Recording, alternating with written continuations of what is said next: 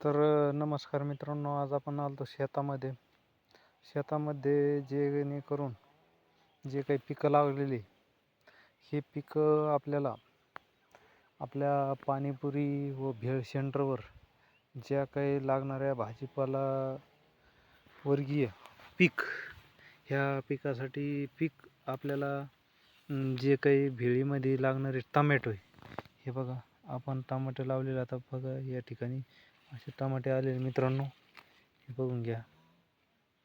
टमाटे आता यायला लागलेले टमाट्याला.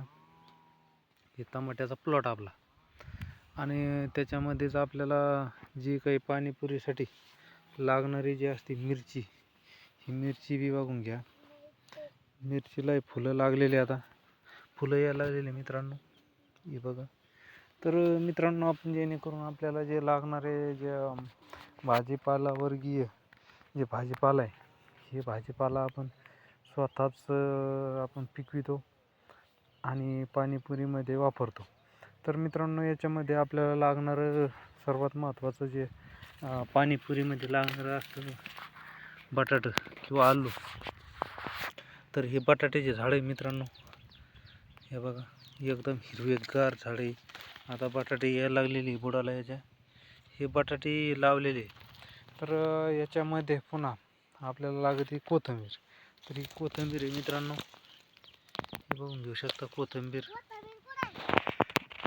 तर आपण कोथिंबीर मित्रांनो, आता ही जास्त मोठी झालेली. तर आपण याच्याबरोबरच आपल्याला कोथिंबीर, मिरची, झालेली टमॅटो, भेळीसाठी टमॅटो आणि बटाटा हे दाखवलेलं आहे. आता याच्या समोरच मित्रांनो तुम्हाला आपण पुन्हा वापरत असलेले एक पदार्थ, ते भाजीवर्गीय पुदिना. तर मित्रांनो, या ठिकाणी पुदिना हे बघा, बघू शकता.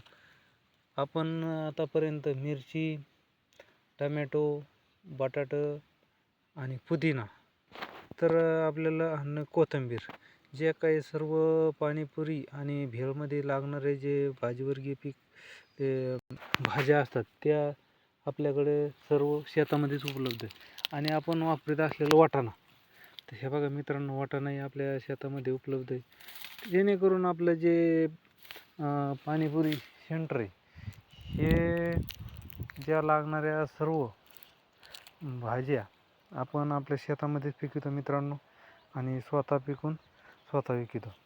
तर एकंदर या प्रकारे आपल्याकडे पाणीपुरीत वापरल्या जाणाऱ्या सर्व भाजीवर्गीय पिकाचे उपलब्धता आपल्या शेतामध्ये आहे मित्रांनो. तर मित्रांनो, आपण पाणीपुरी व भेळ मध्ये जे वापरणाऱ्या सर्व काही पदार्थाची आपण स्वतः निर्मिती करून स्वतः विकतो मित्रांनो.